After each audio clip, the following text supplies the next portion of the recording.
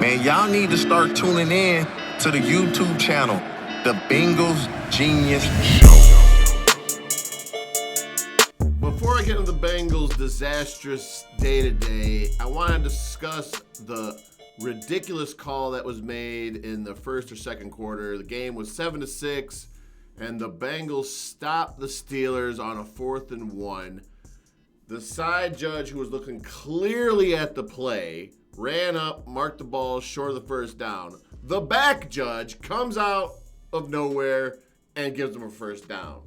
It just looks bad. The theory is that the NFL is hoping for the highest ratings possible because that's how they get their biggest deals. So a few nudges here and there in a game, you can affect the outcome tremendously. So instead of the Bengals taking over on the Steelers' 40-yard line, all of a sudden it flips the whole field. The Bengals are starting off in their own end, and things snowballed out of hand. And to the casual fan, it will look, hey, the Bengals were blown out. They were never in that game, but that's really not the case. Now, enough of that. It's becoming like wrestling in a sense. I don't think games are fixed or scripted, but I think if the NFL wants a certain matchup, they're going to nudge their boys. Example, the Kansas City Chiefs, numerous years, and on it goes. So clean it up, NFL. Clean it up, because I'm telling you, they're going to crack down. And you guys are creating all these gambling bugs.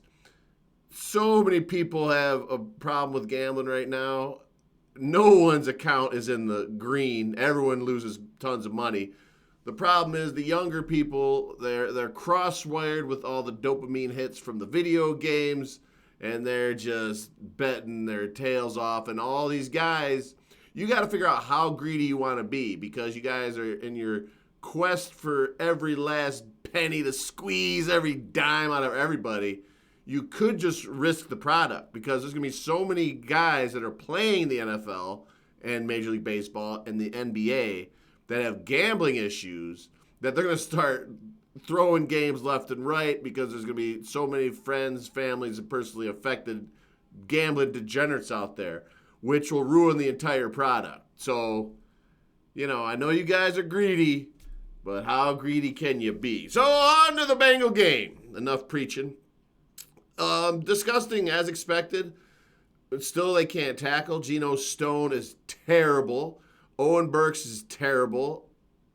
The defense is horrific, even though this is probably the best defensive stand they did in weeks. I think they forced 3 straight punts, which has to be a first for the season. So that's just great. The Browns are going to lose. Last I checked, the Ravens got a touchdown, and the Steelers are a few games ahead. So the bottom line is our season's basically over. Once again, 3 years in a row, and the streak continues. If the Bengals pay a quarterback, it's over. That team is over. They do not know how to build around that. No one's working on it. No one's doing anything. I can't get over. I was watching these guys today, how terrible the defense was, and I'm sitting there watching a third-rounder, second-rounder, first-rounder. I think it was Murphy, Jenkins, and they're just watching the guys run down the field, and they had a nice little jog. It was a disaster. Absolute disaster. Flacco mania is cooling off quite a bit. It's been exciting, and he's done pretty well. It's just the defense is so historically bad. But to be fair, the offense sucked today too. So rumor is Joe Burrow could come back after Thanksgiving. By then, we'll drop 2 more games. So I think we'll be, 3-9? No point, Joe. Another season wasted. And how many is it going to be, Cincinnati? So the Bengals going to have to do something. Fire Zach Taylor, possibly. Fire Duke Tobin, possibly. Change how you operate. That's what I'm hoping happens. I'm not expecting it, but that's what needs to happen. Pretty disastrous. And no positives today at all. I guess T. Higgins had some nice plays for a minute there, but we had pick sixes, fumbles, returns for touchdowns, lack of defense and all that. One thing that's interesting, I haven't heard yet Aaron Rodgers' injury report, what happened to him, but I don't think their backup quarterback's going to be able to carry the load in Pittsburgh. So the Ravens will probably run away with it. I'm just thinking from the standpoint of if the Bengals could somehow squeak in something. But, I mean, it doesn't even matter at this point. Their defense is historically bad. It's just a bunk where we suck right now, and that's due to bad drafts. So whether it's the personnel changes or not, I believe they have to up the budget for what they're allowed to spend. I believe that they are allowed to spend a certain amount, and after they blew their cash on Higgins, Chase, Hendrickson, and Burrow, they're like, okay, that's it. Can't do anything else, and here we are. Sorry, so you guys can either completely suck, try to get lucky in the draft, which we have not. The draft just went off the rails, though. I can't get over how horrible these draft picks are. So if you dum-dums draft guys with no production again in the first round, I'm smacking you on sight around that bald little head of yours, Duke. Sorry, not to be mean. I'm not a fan of violence, but if you draft like that, violence is the only answer.